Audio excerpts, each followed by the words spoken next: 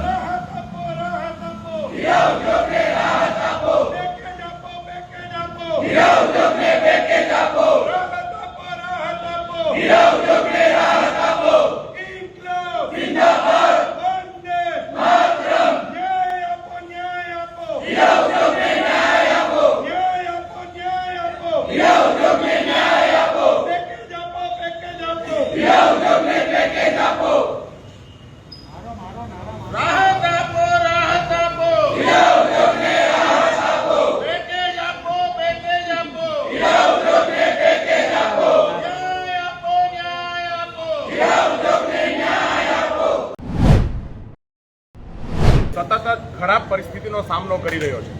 ભયંકર મંદીને લીધે છેલ્લા ગુજરાતના હીરા ઉદ્યોગોએ રડીને આપ્યો છે.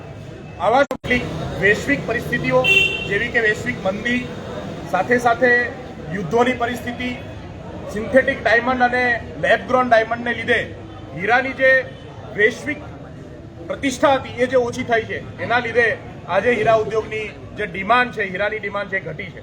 અને એના લીધે સુરતને અને ગુજરાતના નાના એવા રત્ન કલાકારો, નાના વેપારીઓને ખૂબ જ વેઠવું પડે છે અને આર્થિક પરિસ્થિતિનો સામનો કરી રહ્યા છે.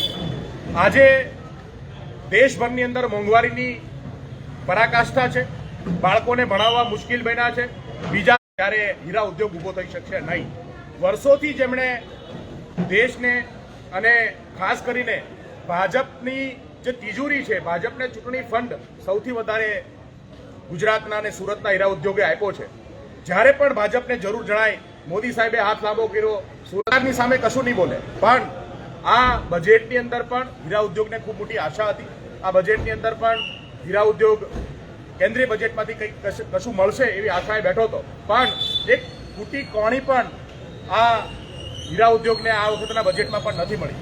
અમારી માંગણી છે કે ગુજરાતની અંદર જે સામાન્ય રત્ન કલાકાર છે, જે સામાન્ય નાનો વેપારી છે, એમને આગામી દિવસોમાં એક આર્થિક પેકેજના ભાગરૂપે દર મહિને 10,000 જેટલો આર્થિક સહાય આવનારી 6 મહિના કે જ્યાં સુધી આ પરિસ્થિતિ સુધરે નહીં ત્યાં સુધી અમારી આ માંગણી છે કે દર મહિને રત્ન કલાકારોને 10,000 જેટલી સહાય આપવામાં આવે.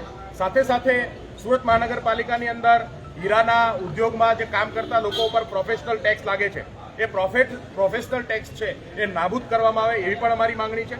સાથે એક રત્ન કલાકાર કલ્યાણ બોર્ડ બનાવવામાં આવે. વર્ષોથી આવી માંગણી છે કે હીરા ઉદ્યોગ સાથે સંકળાયેલા કરીબન 20 લાખ લોકો આજે પણ અસંગઠિત ક્ષેત્રના કારીગરો કહેવાય છે. અમારી માંગણી છે કે એમને સંગઠિત કરવામાં આવે, એક રત્ન કલાકાર બોર્ડ બનાવવામાં આવે અને એમને એનું કૌશલ્યવર્ધન અને એમના જે જરૂરી સહાયો છે એ કરવામાં આવે. આવી માંગણીઓ લઈને આજે અમે કલેક્ટરશ્રી પાસે આવ્યા છે. અમારી લાગણી છે કે આ પ્રધાનમંત્રી સુધી આ વાત પહોંચે અને આગામી દિવસોમાં હીરા ઉદ્યોગને સારું એવું પેકેજ મળે એવી આશા સાથે અમે આજે અમારી માંગણી કરીએ છીએ.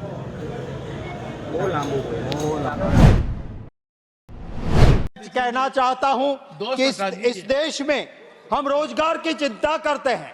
मैंने सरकार को आगाह किया था कि सिंथेटिक डायमंड आ रहा है. गुजरात के उस सूरत में डायमंड पॉलिशिंग हो रही है. कितने युवाओं को रोजगार मिलता है. आप अगर चाइना के ऊपर कंट्रोल नहीं करोगे, आप सिंथेटिक डायमंड के ऊपर कंट्रोल नहीं रखोगे, वो बेरोजगार होगा. सूरत में डायमंड पॉलिशिंग करने वाला आज सुसाइड करने में मजबूर हो रहा है.